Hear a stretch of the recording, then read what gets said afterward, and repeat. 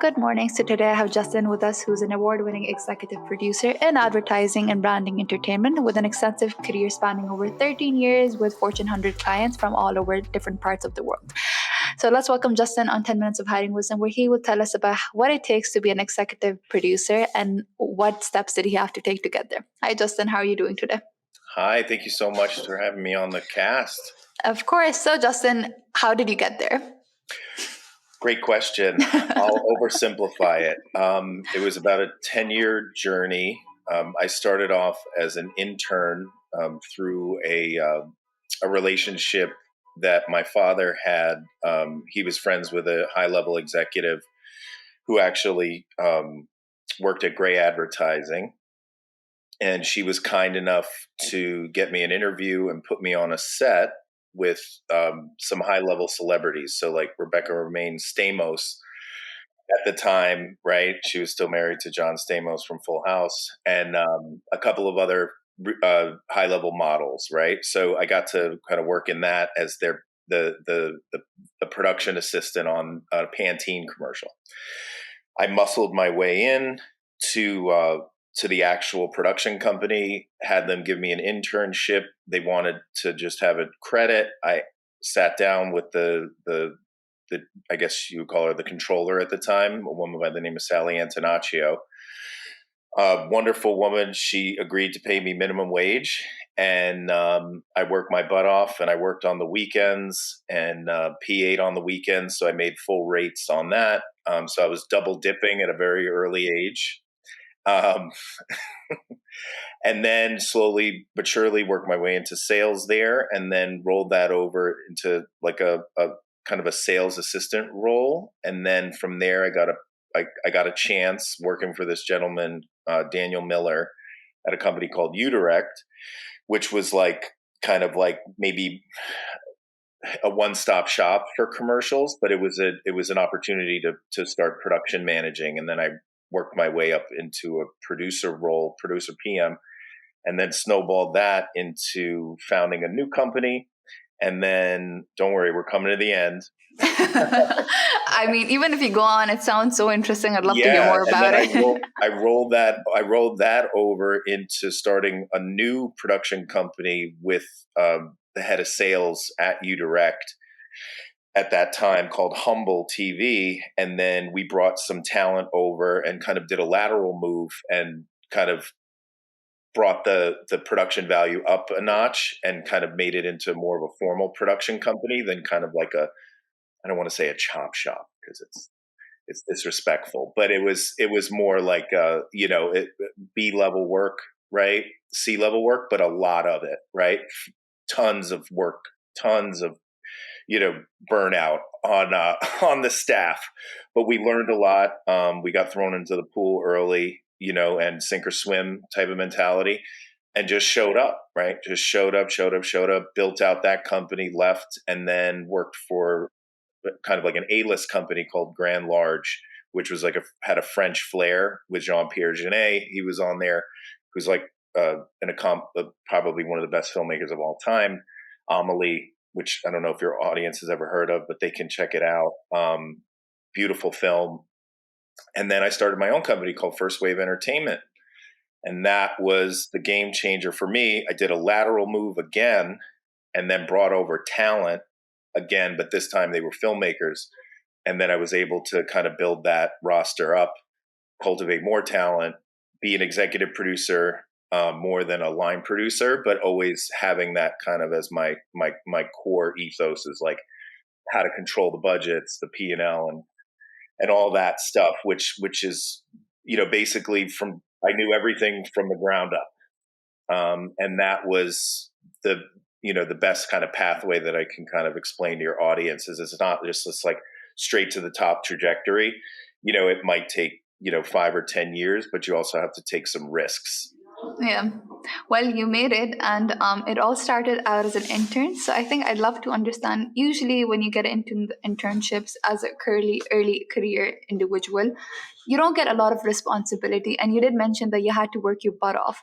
So I would love to understand, how did you manage to make yourself stand out amongst other interns that were working in the same industry? I mean, do understand that the interview came from a same industry. I mean, do understand that the interview came from a relationship with, because due to your father that existed with the client. Right. Well, But would love to understand that. yeah. Yeah. So to get a little more granular there, or to reiterate it, I was given the opportunity to be a PA on the commercial set, but not in the production office. So I Mhm. had to massage the relationship with the office manager, this guy by the name of David Michael Mass, right? And we're still friends to this day. And I had to massage that relationship and ask him to advocate for me that he needed an intern, and that I was willing to work. And then I rolled that into a full-time position, and a paid position, rather than, starting off as an unpaid intern, which was risky again, because again, they thought that I should just be happy to work there, and for the opportunity. I completely agree with that mentality, that it is sometimes worth it, but I was putting in hard, long hours, and I was expected to work, I'm telling you, 10 hours, and I was going to school at night. Oh, wow. So again, and working on the weekends, putting together grills for the CEO, like literal grills in the Hamptons. Wow. I love that you stood your ground. And I mean, if you won't stand up for yourself and understand the worth of your value, no one else will. And in this case, you took a risk and it worked out. And now you have your own agency, which made you an eventual award-winning executive account producer, which is absolutely amazing. So hats off to you there, Justin. So Justin, would love to understand more about your company and what your role is within the company and what your day-to-day routine like is. Sure. Covering a lot of ground.